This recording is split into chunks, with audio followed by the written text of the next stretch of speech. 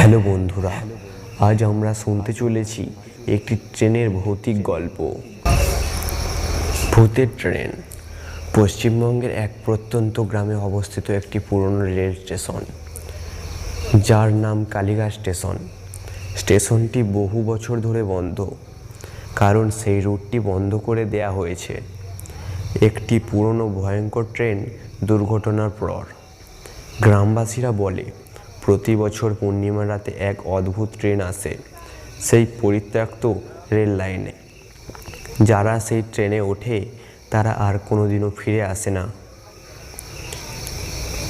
গ্রামের বৃদ্ধ লোকেরা জানায়, 50 বছর আগে এক ঝড়ের রাতে একটি ট্রেন লাইনচ্যুত হয়ে খাদে পড়ে যায়। সেই দুর্ঘটনায় শতাধিক যাত্রী মারা যায়। তাদের আত্মাগুলি নাকি এখনও সেই ট্রেনের সঙ্গে বাঁধা হয়েছে। ট্রেনটি মাঝরাতে হঠাৎই কোথা থেকে আসে এবং কোনো এক অজানা গন্তব্যে মিলিয়ে যায়। অরূপ একজন তরুণ সাংবাদিক। সেই রহস্যময় ট্রেনের গল্প শুনে গ্রামে আসে। তার ইচ্ছে এই ভৌতিক ট্রেনের সত্যতা প্রমাণ করা।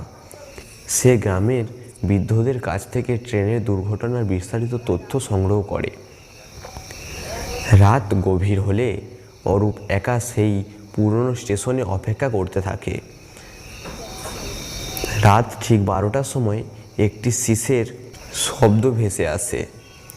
কুয়াশার মধ্যে দিয়ে একটি পুরনো ট্রেন আসতে দেখা যায়। ট্রেনটি স্টেশনে থামে, কিন্তু সেখানে কোনো যাত্রী নেই।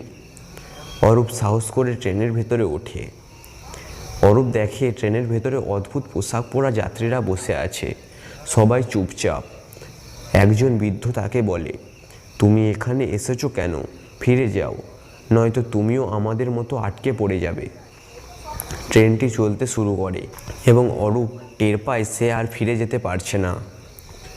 অরূপ জানতে পারে তার দাদু ছিলেন সেই ট্রেনের চালক, যিনি দুর্ঘটনায় মারা গিয়েছিলেন। ট্রেনের যাত্রীরা চায় অরূপ তাদের মুক্তি দিক। সে কি নিজের প্রাণের ঝুঁকি নিয়ে এই অভিশপ্ত যাত্রীদের মুক্তি দিতে পারবে, নাকি সেও সেই ট্রেনের সঙ্গে চিরতরে মিলে যাবে?